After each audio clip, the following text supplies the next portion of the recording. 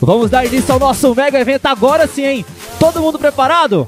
Mas antes de mais nada, vamos ativar um pouco a nossa cognitiva, o nosso físico. Tem gente que eu tava vendo que tava dormindo já aí, ó. Quero todo mundo de pé, vamos. Por favor, todos de pé. Vamos. Todo mundo sabe os benefícios do exercício físico, né? Então, quando você faz o exercício físico, libera neurotransmissores, hormônios. Então, a gente vai fazer um movimento agora que vai liberar, além de dopamina, serotonina, ocitocina, também vai liberar adrenalina, que vai aumentar a sua parte cognitiva. Assim será o melhor seu rendimento, a sua capacidade de colher as informações que serão distribuídas, transbordadas aqui pra você hoje. Então, DJ, aumenta o som um pouquinho. Eu quero todo mundo assim, é o seguinte. Estende os dois braços. Circundução dos punhos. Para um lado, para o outro. Puxa o punho.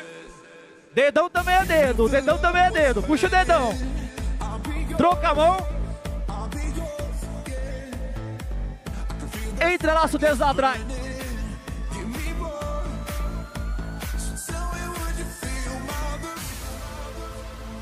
Estende o braço à frente. Estica bem.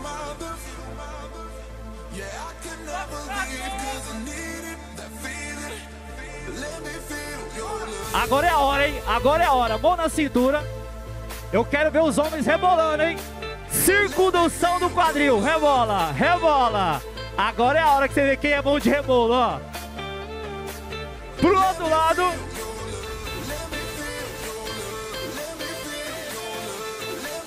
Afasta um pouco os pés, flexão no joelho assim, ó. Para um lado. Ei, Lucas, tá sedentário, hein, Lucas? Aumenta o microfone, por favor. Pro outro lado. Vamos, agora dinâmico, ó. Ó, a dancinha aqui, ó. Ó, isso. Olha pro seu lado. Dá um sorrisinho, pose pra foto. Beleza. Ó, DJ, para o som. Você consegue pegar na mão de quem tá do seu lado? Rapidinho, pega na mão do seu lado. Pega a mão de quem tá do seu lado. Isso, pode ficar mais juntinho. Pode ficar juntinho. Isso, beleza. Você dá 2, 3, ok. Fala, amigo. Ah, beleza. Ó, faz assim comigo, ó. Bate a mão. Beleza comigo? Vamos lá, de novo. Bate a mão. Bate com todos assim, ó. Bate com todos. Beleza. Com todos, depois eu com a direita. Vai pra sua direita. Baixa a mão assim, ó. Eu com a direita. Baixa no ombro, baixa no ombro. Eu com a esquerda. Eu por cima. Eu por baixo. Pega a mão de novo, vamos ver se vocês aprenderam. Vai, pode apertar. Eu com todos, eu com a direita. Eu com a esquerda. Eu por cima, eu por baixo, eu com todos, eu com a direita, eu com a esquerda, eu por cima, eu por baixo, eu com todos, eu com a direita, eu com a esquerda, eu por cima, eu por baixo. Parabéns pra vocês! Aí sim, hein? Agora sim vamos dar início. Deu pra despertar um pouco. Eu quero convidar agora o primeiro painel, os representantes aqui, ó. Eles são fera, hein? O nosso tema, o nosso primeiro painel, nossos possíveis impactos do anteprojeto de atualização do Código Civil Brasileiro em condomínios. Eu quero convidar agora, com salva de palmas, Caio César Moto! Rapaz! Eu quero convidar agora também, com salva de palmas, Lucas Marques! Doutor Anderson Hall, ó, só os fera aqui, hein? Eu vou passar, quem vai ser o mediador hoje, hein? Quem vai ser o mediador? Ó, fique à vontade.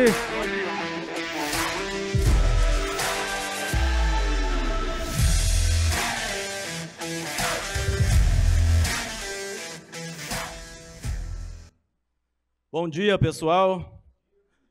Mais uma vez. Uma satisfação estar aqui com vocês. Queria parabenizar pela qualificada plateia, que representa aí uma pluralidade do nosso segmento. Acho que temos aqui representantes de todos os segmentos que atuam e que faz desenvolver esse mercado condominial, né? Então, para nós é uma grande satisfação. Em nome da Dense, Eu desejo que todos tenham um dia excelente, de muita produtividade, conexão, insights. Então, vamos começar.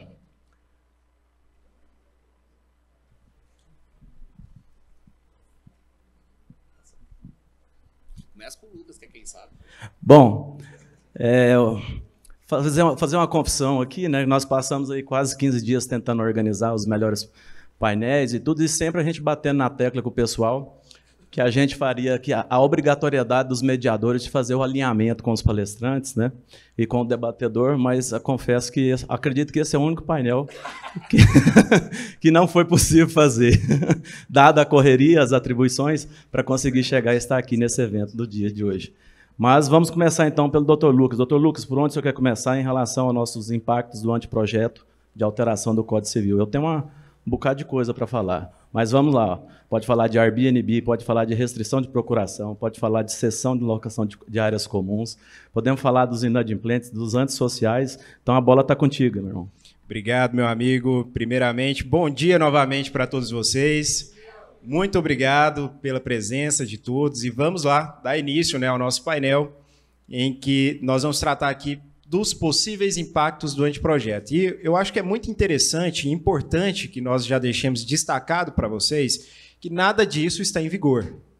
Nós temos um anteprojeto que está sendo discutido nas casas legislativas e, portanto, ainda não tem produção de eficácia jurídica, ou seja, não há obrigatoriedade de tudo isso que nós estamos falando, nós vamos tratar aqui ainda, mas poderá acontecer a partir do momento em que houver a sua aprovação nas casas legislativas. E nós selecionamos alguns temas aqui de grande relevo que nós consideramos, e vou pedir para o pessoal do apoio para colocar já o nosso primeiro vídeo, né, do slide, que é justamente a cessão de direito de uso de espaços comuns. E o que isso significa? Não é nada novo, não existe nada novo debaixo do sol, né, Anderson? E um detalhe que é interessante é que o direito ele é uma consolidação de fatos. Então, tudo aquilo que é fato recorrente, a gente diz que o direito é a positivação de fatos que são relevantes para a sociedade, certo? E, a partir do momento em que isso passou a prever, né, ser previsto ali no anteprojeto, é sinal de que tem uma certa recorrência em relação aos condomínios da discussão deste tema específico. Mas, Lucas, o que é cessão de espaços comuns? Já fazendo uma introdução aqui a esse tema. Cessão de espaços comuns nada mais é do que você pegar aquela área que está obsoleta, que não está sendo utilizada ali pelo condomínio.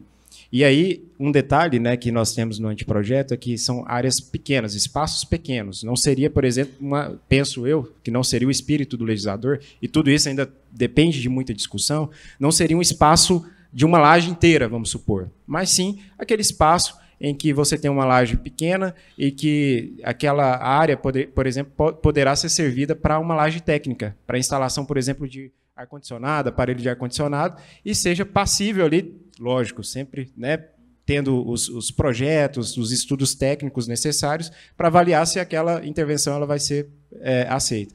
E aí um detalhe que ficou previsto ali no anteprojeto e que eu acho que é muito interessante e de bom grado é que o quórum ficou estabelecido de 50% mais um. Então, a possibilidade de cessão não vai ser indiscriminada. Eu tenho uma laje aqui e eu já quero alterar essa área para que eu possa instalar uma laje técnica, né? Vai ter que ser passado pela deliberação assemblear. É a Assembleia, o órgão soberano, que todos nós sabemos muito bem, que vai discutir, deliberar e, eventualmente, aprovar aquela destinação daquela área para uma utilização, por exemplo, exclusiva para uma finalidade daquele condômino ou daquela pessoa que vá se servir daquela área, certo? Caio. Bom dia. Tá tão bom fiquei vendo, parece que... não, pelo menos a cara de entusiasmo, né? O relator do anteprojeto, um grande doutrinador, professor Flávio Tarturci, ele sinalizou, e ele fez isso muito bem, que a intenção do anteprojeto é a desburocratização e a desjudicialização para que a gente possa desafogar o judiciário e ter respostas mais rápidas, especialmente em âmbito administrativo. E vejo que que eles, na sua grande maioria, ou que, eu digo eles, o grupo de estudos, na sua grande maioria, acertou. Essa questão da cessão de espaços comuns, os síndicos aqui devem, acho que vão se situar sobre o que nós estamos falando com muita facilidade.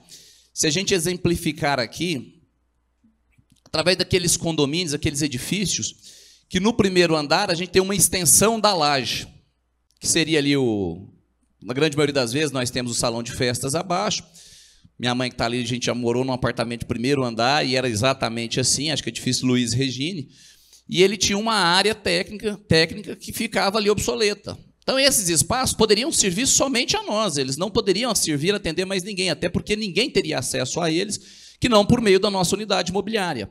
Então, esses espaços podem ser cedidos a partir de então, através de uma aprovação assemblear, com quórum qualificado de maioria absoluta, ou seja, 50% mais um.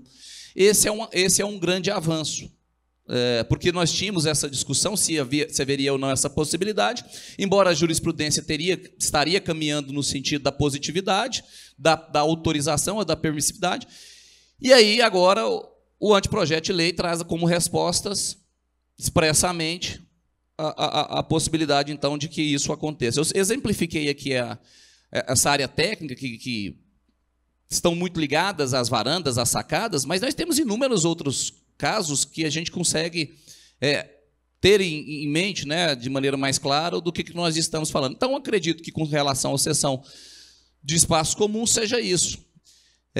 Tem alguma outra passagem de slide aí, Lucas? Só para a gente não perder aqui a ordem, eu ia evoluindo. Então, do único ponto crítico única ressalva em relação ao anteprojeto, vou até me antecipar aqui, Lucas, como a gente não alinhou muito bem, mas que eu vejo e faço minhas críticas, existe uma possibilidade de que ou existe a autorização de que a convenção de condomínio, ainda que não levada a registro, ela seja imediatamente oponível em desfavor ou em favor dos moradores, correto? Então, a partir do momento que eu, mediante o quórum qualificado de 2/3, aprovo a atualização da convenção, de imediato eu tenho a aplicação dela perante ou frente e face aos moradores. Já em relação aos terceiros, pelo princípio da publicidade, ela só seria oponível a partir do seu registro. E qual que é a sinalização que nós temos? Inclusive, isso já tinha um entendimento simulado, era a súmula 260 do STJ, que tratava exatamente disso. Está ali o doutor Zé Alves Forte fazendo 5, acaba da bem que eu estou acertando, doutor Zé Alves. Se eu falar errado, você faz, não, disfarça. Então, a súmula 260 tratava exatamente disso. E ela, inclusive, antecede o Código de 2002, ou seja, ela possivelmente sinalizou para que houvesse a mudança no Código Civil 2002. E agora nós temos uma nova mudança com o anteprojeto, ou pelo menos uma intenção de mudança, que me traz preocupação, que é o quê, doutor Lucas e doutor Anderson Hall? De que, agora, se não registrada, ela não será, como já não é, oponível contra terceiros, mas inclui a possibilidade de não se opor contra, inclusive, os adquirentes. Então, ou seja, se eu adquirir uma unidade imobiliária, no edifício, citei o Luiz Regine como exemplo, vou citá-lo novamente para facilitar.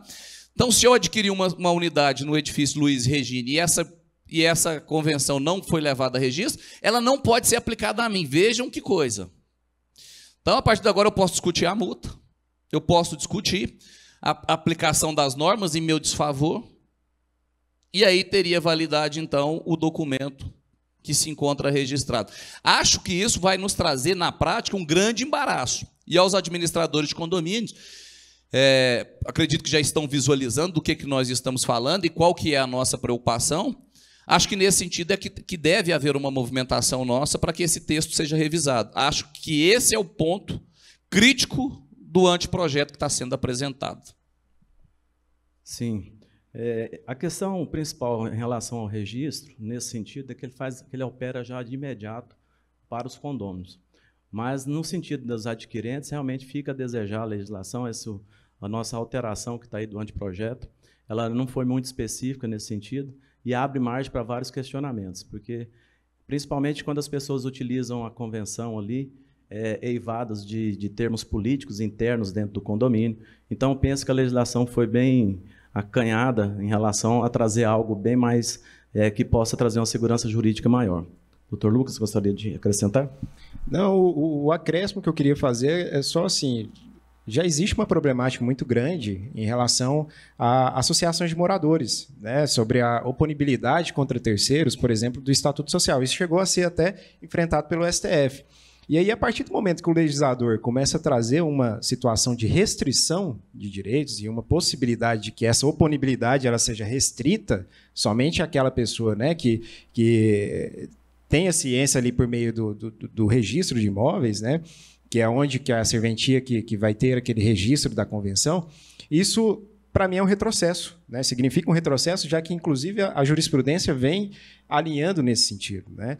E, enfim, eu acho que já foi muito bem tratado aqui por vocês a respeito desse ponto, e é minha singela consideração. Eu acho que, assim, fora isso, eu só acresceria, né, o aspecto de que isso talvez encontre solo justamente na discussão de qual que seria a natureza da convenção de condomínio. Alguns discutem, defendem a natureza contratual, outros trazem outras, não vou me recordar as teorias, mas a que mais é defendida é a contratual, e a outra que era normativista, que é um ato-regra. Então, e assim, o entendimento que se chegou ao fim, ou pelo menos acho que é o mais sensato, é de que seja um ato-regra. E por conta dessa discussão em relação à natureza, às vezes fica devagando aí, se seria oponível, se não seria oponível. Porque se eu não contratei, se eu não fiz parte da contratação, ela não seria aplicável.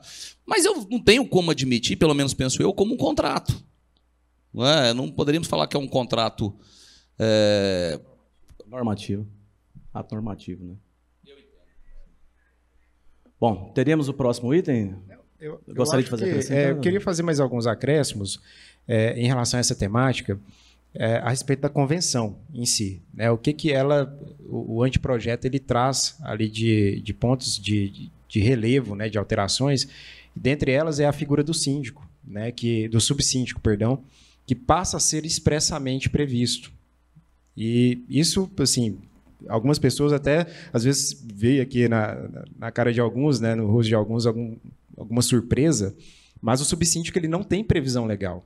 E isso é óbvio que é necessário você ter uma pessoa, né, uma figura ali, para que na ausência do síndico, você tenha o subsíndico para assumir ali as responsabilidades, né, a condução do condomínio. E isso foi uma alteração feliz, né, sugerida aí no anteprojeto, para que essa figura ela esteja expressamente ali definida.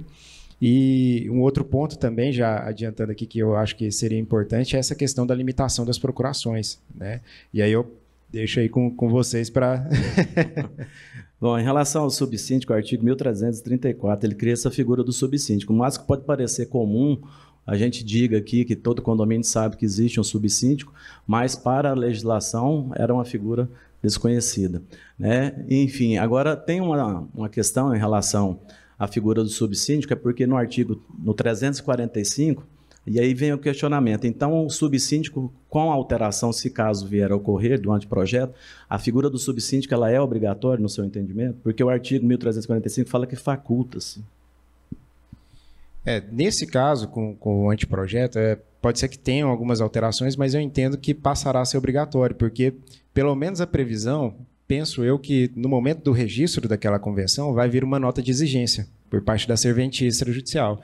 Então, havendo essa previsão expressa, e o cartório, né, basicamente, ele vai se adstringir, ele vai se limitar àquilo que objetivamente está estabelecido na legislação, possivelmente poderá ser enfrentados, né, algumas dificuldades em relação ao registro. Então, daí o motivo pelo qual eu entendo que certamente haverá essa obrigatoriedade. Com certeza, na pré-notação ali haveria uma nota devolutiva.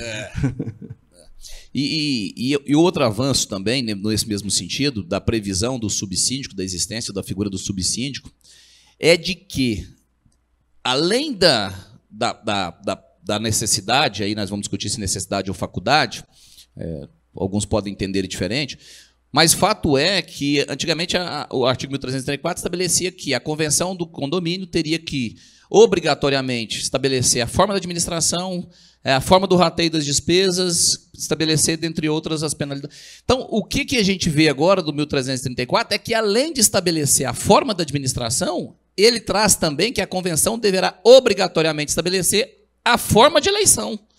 Então, aquela discussão que a gente tinha nos condomínios, como é que se dá a eleição? Ah, é por chapa ou é candidato isolado? Eu posso votar no síndico e escolher o subsíndico da chapa contrária ou não? Então, a gente tinha muitas essas discussões, especialmente nas oportunidades das assembleias. E aí você ia lá na convenção, a convenção era silente. Falou, opa, então, peraí, se ela é silente, podemos estabelecer que pode ser avulsa. Eu posso me candidatar como síndico. Inclusive, se eu não for eleito, eu posso me apresentar logo na sequência como subsíndico. Não há nada que obsta que eu, se não eleito, eu possa ocupar outra função. E agora a gente vai acabar, pelo menos o anteprojeto visa findar essa discussão. Então, a eleição terá que estar expressamente prevista na convenção de condomínio, o que é um facilitador e um balizador muito importante. Fato certo é que, se caso o anteprojeto realmente passar, todos nós podemos preparar para as alterações da convenção. Porque, dadas as convencionamentos em relação ao poderá existir, faculta-se. Então, toda essa decisão vai ser tomada em sede de convenção, né, tratada pela Assembleia, e aí sim a gente tem um instrumento que não vai ser obsoleto, que não vai ser uma letra morta, né? Claro que isso ainda é futuramente, a gente vai fazer o acompanhamento, né, do anteprojeto, mas com certeza, dada essas novas requisitos, né, que a gente precisa estar sendo amparado, vai ser necessário de fazer a convenção. Eu queria puxar aqui a outra... Dr. Lucas, quer acrescentar? Falar da personalidade jurídica? Tem a limitação das procurações, que nós não falamos. Então, o anteprojeto ainda traz a possibilidade de que a convenção vede ou estabeleça a utilização das procurações nos condomínios. Quem é síndico aqui? Vocês já viram problema com procuração no condomínio de vocês ou não? Vocês já enfrentaram esse problema lá ou não? Acho que todos nós, né? Então, agora existe, ou pelo menos visa que exista no novo Código Civil, ou no que se propõe que seja o novo Código Civil, a vedação quanto ao uso de procuração. Essa é uma questão muito delicada. E eu até vou quebrar o protocolo, se me permitirem, Anderson e Lucas. Eu queria depois ouvir o doutor Augusto, que muito nos honra sentar aqui na primeira fileira, um profissional que eu tenho profunda admiração, apreço e o tenho na qualidade de amigo e irmão. Augusto, nós advogados temos a liberdade de estar, inclusive em juízo, podermos nos portar sentados, em pé, para dentro ou para fora dos cancelos. E aí, enquanto advogados, eu tenho uma lei, o Estatuto do Advogado e da OAB, que me autoriza representar aquele que me constituiu poderes. Aí eu te passo o problema, para que eu possa ouvir sua opinião. Poderia a convenção de condomínio, você enquanto advogado, eu, a Natália, a doutora Heloísa, que aqui está, minha mãe ali, também vou citar minha mãe, porque eu não posso deixar, senão eu apanho. Então, eu, minha mãe e os amigos aqui presentes, eles decidem por outorgar a procuração a você, como advogado, para que você represente seus interesses durante uma assembleia. Só que a convenção de condomínio diz que lá procuração é no máximo de uma, cada outorgado poderá receber no máximo uma procuração, e você já recebeu 4. E aí a presidente da Assembleia fala, doutor Augusto, você não vai poder utilizar, suas procurações são inválidas. Teria a convenção de condomínio poder para poder afastar a possibilidade de que você exerça os poderes conferidos ao advogado? Que bucha, né? Bom dia. Realmente você me colocou agora numa situação complicada. Eu quero cumprimentar primeiro todos que estão aí expondo, né? O doutor Lucas, o doutor Anderson, o doutor Caio. E essa questão de limitação de procuração, se fosse na perspectiva de um procurador que não fosse advogado, não teria dúvida em concordar que a convenção poderia sim fazer essa limitação de uma forma válida. Mas, em se tratando de advogados, e aí nós estamos falando de advogados com inscrição ativa nos quadros da OAB, que tem que ser comprovado, tem que apresentar uma carteira de que é inscrito, de que é profissional habilitado. a limitação colocada na convenção de condomínio, penso que com a reforma do Código Civil, se vier a estabelecer uma restrição dessa natureza, ela acaba sendo uma limitação que vai ser imposta ao próprio outorgante, não ao advogado. Então, ela acaba sendo válida nessa perspectiva, sem ter que ferir, sem necessariamente ferir ou representar uma violação ao Estatuto da OAB.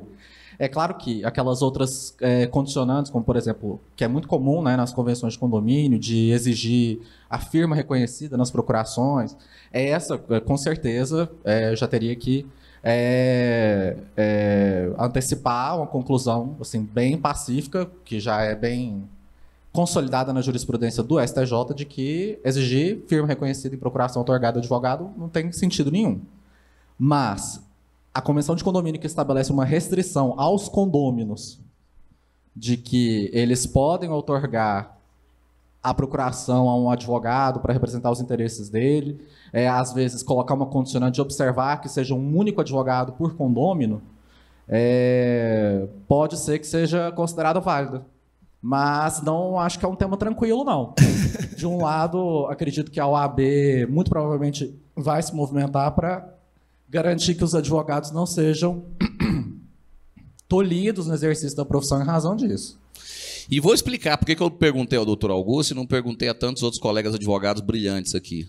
É porque ele esteve como procurador da OAB durante muito tempo. Então ele fala com propriedade de causa, ele fala como alguém que representou a advocacia goiana fora e dentro dos tribunais. Obrigado, doutor Augusto, mais uma vez, uma alegria ouvi-lo. Pagou para assistir palestra e acabou trabalhando. Foi uma tarefa de casa, porque chegou atrasado, aí já chegou. Obrigado, doutor Augusto. Bom, pessoal, vamos falar. Procuração esgotou, Caio? Você gostaria de falar? Realmente eu vejo a questão da procuração muito problemática, porque nós temos legislação nesse sentido. Eu acho que, mais uma vez eu volto a falar que eu acho que foi muito tacanha a alteração do anteprojeto, que é essa proposta, que eu acho que ela deveria especificar uma simples colocação de que o condômino poderia, só o condômino, né, a limitação de procurações também para o condômino. A palavra condômino já alteraria tudo. Aí talvez afastaria qualquer dúvida que a gente tivesse, se tivesse feito nesse sentido de colocar ao condômino pode ser limitada a questão da representação. Vamos avançar aqui, doutor Anderson. Eu vou fazer só uma introdução, doutor Lucas, e aí você passa, eu vou fazer um breve introito histórico do que era, o que nós tínhamos antes do Código de 2002, e aí você fala da perspectiva da nova atualização. O Código de 1916, o Código Civil Brasileiro de 1916, ele estabelecia que o condômino inadimplente, acredito que a maioria de nós aqui lembramos, que o condômino inadimplente estaria sujeito, mediante o inadimplemento, a uma multa por impontualidade de 20%, e juros moratórios de 1% ao mês, e aí não tinha nem a possibilidade do convencionado. Então, o legislador de 2002, ele mudou substancialmente esse contexto. O legislador de 2002 reduziu a multa por impontualidade de 20% para 2%. E isso, logo de imediato, foi muito sentida nos condomínios. Tanto assim que o Secov São Paulo, nos primeiros anos de vigência do Código Civil, através de levantamentos, que a inadimplência teria subido 43%. Então, demonstra que foi infeliz o legislador com a mudança. Se a gente busca segurança jurídica e fazer com que as obrigações sejam pontualmente ou sejam responsavelmente cumpridas, a partir da atualização do Código de 2002, a gente teve o efeito contrário. A gente teve um cenário que as pessoas deixaram de cumprir com a convenção de condomínio, com a obrigação do pagamento. E o legislador tinha como intenção, e ele, acho que o maior desacerto dele no Código de 2002, na minha ótica, o maior desacerto do legislador de 2002 no tema relativo a condomínios foi ter estabelecido uma multa ao condômino, aquele que a gente tem na qualidade antissocial, ou aquele que tem de maneira reiterada descumprido suas obrigações, uma possibilidade no artigo 1337 de que ele se sujeitasse até 5 contribuições mensais, o quíntuplo, a título de penalidade. Ou seja, aquele que de maneira recorrente, recalcitrante, não cumpre com o pagamento das taxas de condomínio, poderia ser compelido ou constrangido a pagar até uma multa de até 5 vezes a taxa condominial, mas estabeleceu uma condição inalcançável. Ele estabeleceu um quórum de 3/4 dos moradores. Gente, 2/3 a gente sabe o exercício que é para a gente alterar uma convenção, fazer uma obra voluptuária. A gente sabe a ginástica que é para a gente atingir esses quóruns. E prova disso é que nós tivemos um avanço no Código Civil exatamente trazendo a possibilidade das assembleias permanentes, para poder viabilizar esse cenário estabelecido. E aí a gente tem a possibilidade, então, de penalizar, não de maneira automática, como vinha sendo feito, ou seja, o Caio viajou, esqueceu de pagar a sua taxa, no dia imediatamente posterior ele estava sujeito a uma multa de 20%. Eu até acho que seria injusto. Eu até acho que essa multa seria injusta, de acordo com as diferentes realidades. Ou seja, quem atrasou um dia ou quem atrasou 365 dias está sujeito à mesma penalidade, de uma multa de 20%. Eu acho que ela não fazia justiça. E aí, quando ele trouxe ela para 2 e trouxe a possibilidade que o condomínio estabelecesse, de acordo com a sua conveniência, de acordo com a sua vontade, uma penalidade que pudesse alcançar o quíntuplo da contribuição, mas condicionou a um quórum qualificado 3/4, ele tirou essa possibilidade, ele esvaziou ela por inteiro. E aí, agora, diante desse cenário formado, vem o anteprojeto tentando novamente estabelecer algo que se mostre mais viável. E aí os doutores Anderson Hall e Dr. Lucas irão falar. Perfeito. É interessante nós observarmos que deveres e obrigações, o porquê de deveres e obrigações que está aí no título. A importância é porque o anteprojeto ele traz uma visão, justamente no sentido de prestigiar aquele que se encontre adimplente não só sobre o aspecto financeiro, mas também sobre o aspecto de comportamento. Aquela pessoa que, por exemplo, tenha alguma multa imposta ali para pagamento, e aqui vai um detalhe que muitos condomínios acabam inobservando, um detalhe que é muito importante, porque a partir do momento que você aplica uma multa, essa multa ela tem que vir em destacado, não pode vir no mesmo boleto da taxa condominial ordinária, porque se trata de uma situação que demanda, por exemplo, eventual discussão a respeito da legalidade, você tem que franquear o direito ao contraditório e ampla defesa. E aí é muito interessante, porque no anteprojeto, essa questão dos deveres para com o condomínio, é muito presente. E essa presença dessas obrigatoriedades, essas obrigações que devem ser cumpridas, inclusive podem redundar na impossibilidade do direito ao voto. A restrição do direito ao voto não será mais somente, resumindo aqui para vocês, não somente o inadimplemento de cunho pecuniário será motivo para restringir o direito de voto nas assembleias. Entende? Então, é muito interessante essa perspectiva do anteprojeto. E aí, partindo para essa questão do histórico que foi ressaltado aqui pelo Dr. Caio, a multa moratória pelo anteprojeto ela passa a ser de 10%. Então, aqui, a preocupação do legislador é justamente nesse sentido, em que você tinha uma inadimplência baixa, ela passou a ficar alta depois que teve a diminuição para 2%, e aí ele, partindo dessa premissa de aumentar o percentual para 10%, tentar viabilizar a recuperação do crédito, que hoje é tão preocupante no cenário condominial. Acredito que todos vocês aqui que são síndicos sabem que isso é um tema extremamente delicado. Por vezes, a previsão orçamentária já tem que compor ali a taxa de inadimplência, que você faz uma avaliação prévia, para que você possa imputar àqueles que se encontram adimplentes a obrigação de saldar as obrigações daquele que não está adimplindo corretamente com suas obrigações. Então, basicamente, seria isso aqui a minha contribuição, acredito. E um detalhe, o desconto por adimplência. É prática, em alguns condomínios, estabelecer essa possibilidade de desconto por adimplência. Então, pontualmente, até o dia 10, se você pagou, você vai ter ali um bônus, digamos assim, de 5%, vamos supor.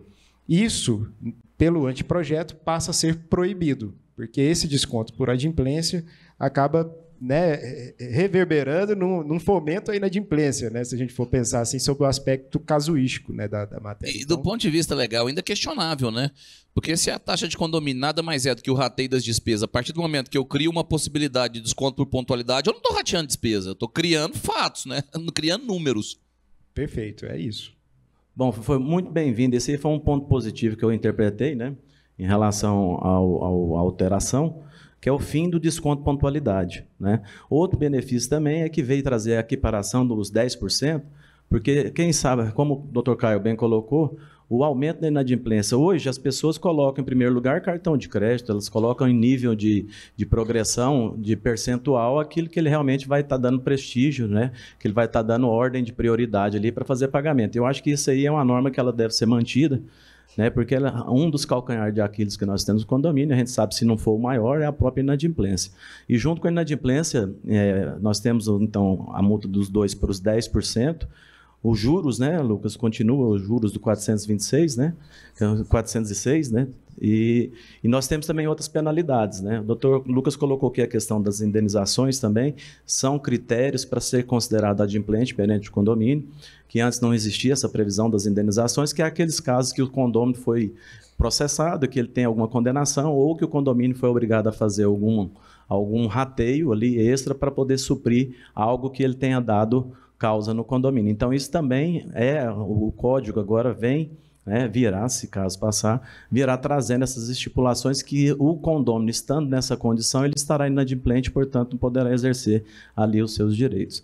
Mas, além da multa, a questão dos 10%, eu acho que a alteração, ela caminhou bastante positivo no sentido da inadimplência, porque agora, mais do que nunca, vai estar positivado, né?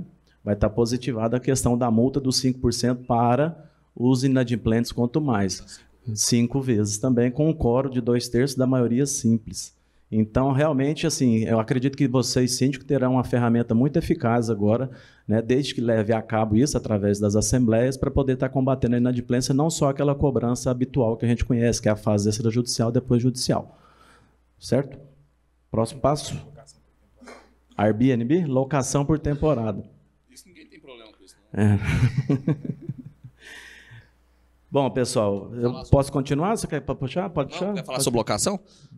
Pode falar. Só para arrematar? Uhum. Então, locação por temporada, antigamente ou anteriormente, se discutia, olha, a convenção é silente em razão da possibilidade ou da proibição da cessão do uso pela locação tida como locação atípica. Locação por curto prazo, artigo 48 da Lei 8.245/91, que estabelecia que locação até 90 dias seria tido como locação por temporada ou a curto prazo.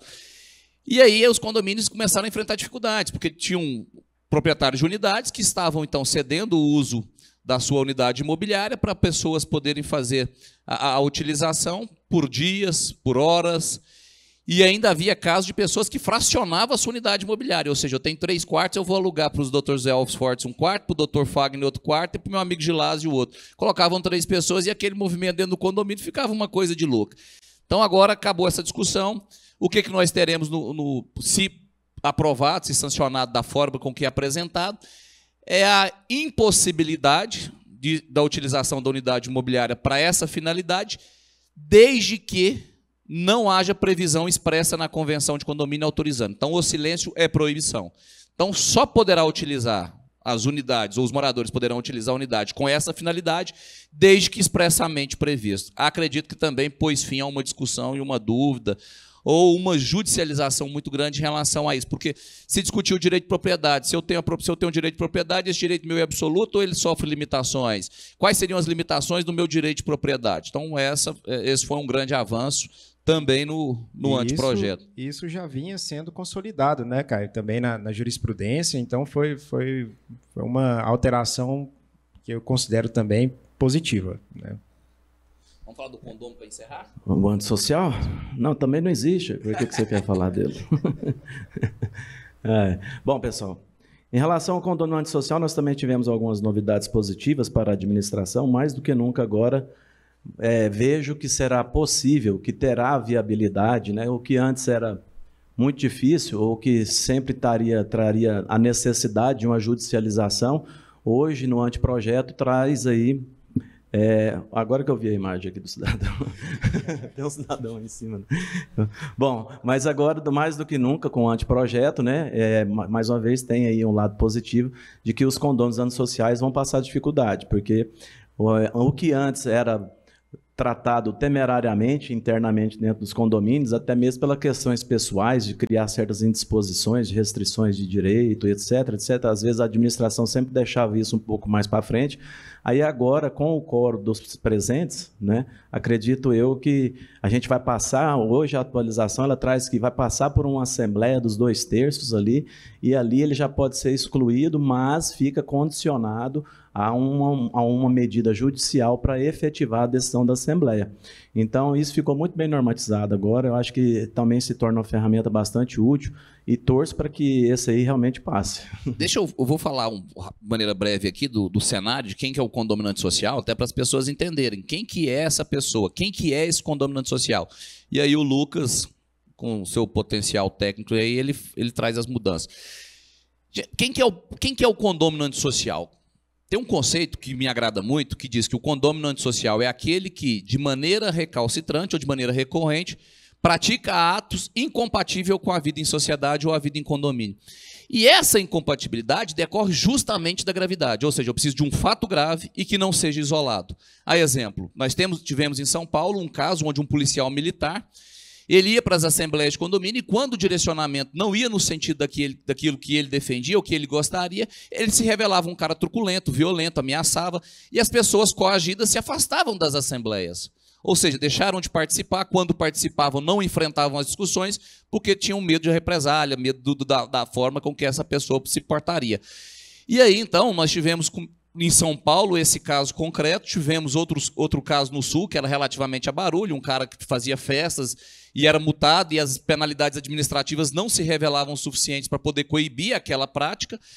Então, nós tivemos sinalização da aplicação do condômino antissocial, ainda que não positivado, em São Paulo, que eu me recordo, Paraná, Rio Grande do Sul, tivemos um caso em Pernambuco e no Distrito Federal. Então, ou seja, maioria no Sul e Sudeste, um caso isolado no Nordeste e um caso, pelo menos que eu tenho tido conhecimento, isolado aqui no Distrito Federal, no Centro-Oeste.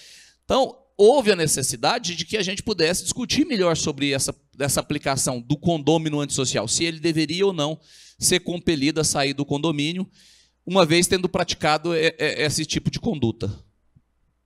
Perfeito. Uma consideração que eu acho que é extremamente pertinente, pessoal, é que o condômino antissocial, ele também, por meio dessa alteração, né, do anteprojeto, ele pode ser caracterizado não só aquele que gera incompatibilidade, né, de convivência pessoal mesmo, digamos assim. Aquele devedor contumaz, aquela pessoa que tem, sei lá, mais de 3 anos de inadimplência, né, vamos supor aqui, porque isso também é um elemento subjetivo, né, a caracterização da contumácia em relação ao inadimplemento das obrigações, ele também poderá ser caracterizado como condômino antissocial. E aí ser constrangido ao pagamento de até 10 vezes o valor da taxa condominial referendada em assembleia, como muito bem dito pelo Anderson Hall, e, enfim, eu acho que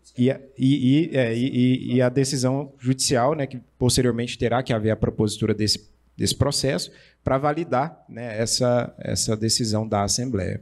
Então, muito bom, muito positivo também, um ponto que acho que vai agradar bastante aí o nosso segmento. Nosso tempo esgotou, eu estou vendo que o Gustavo ali da técnica é muito agradável, ele até estendeu mais 2 minutos para nós aqui, mas nós não vamos usar não, viu, Gustavo? Não, te agradeço demais a generosidade.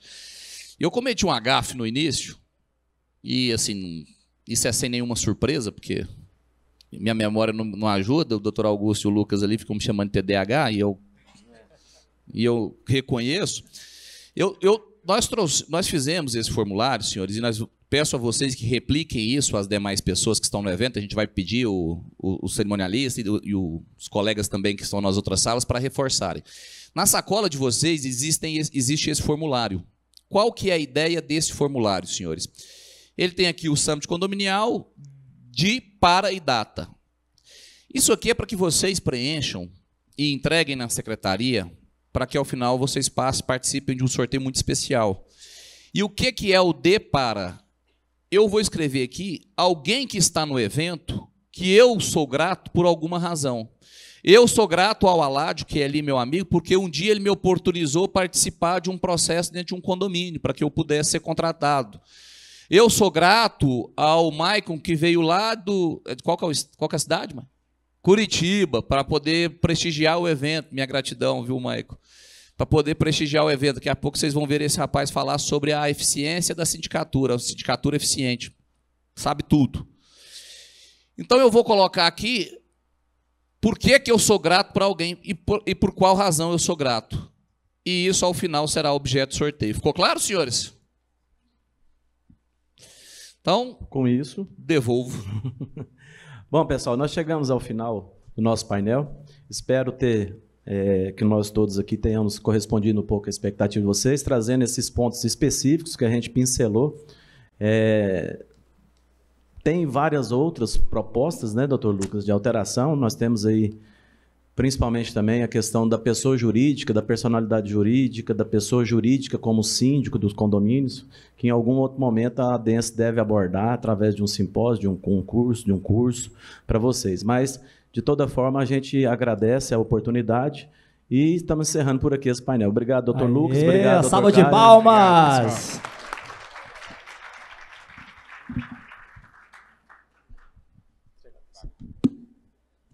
Pessoal, e aí? Já vamos partir o próximo? Mas antes disso, vamos tirar uma foto, fazer a entrega?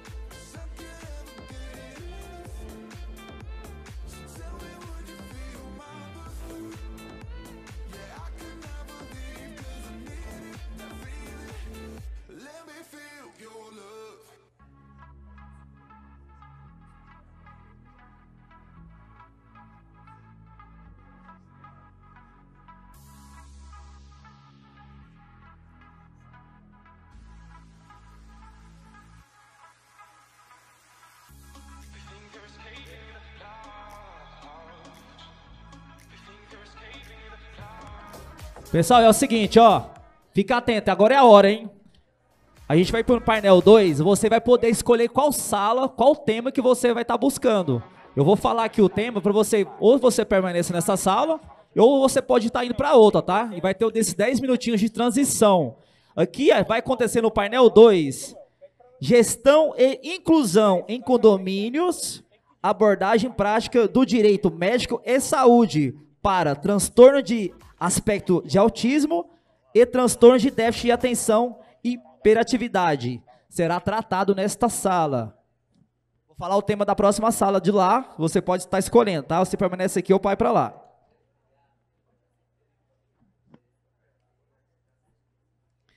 Quais as lições da Disney que podem ser aplicadas nos condomínios? Beleza? Então a sala 2 terá quais as lições da Disney que podem ser aplicadas nos condomínios. Se você tem interesse nesse tema, pode partir agora para a sala 2. Vou repetir a sala de agora, qual será o nosso painel 2. Então aqui nessa sala iremos tratar agora gestão e inclusão em condomínios e abordagem na prática do direito médico e saúde para transtorno de aspecto de autismo e transtorno de déficit de atenção e hiperatividade. Beleza? 5 minutinhos, solta o som, DJ.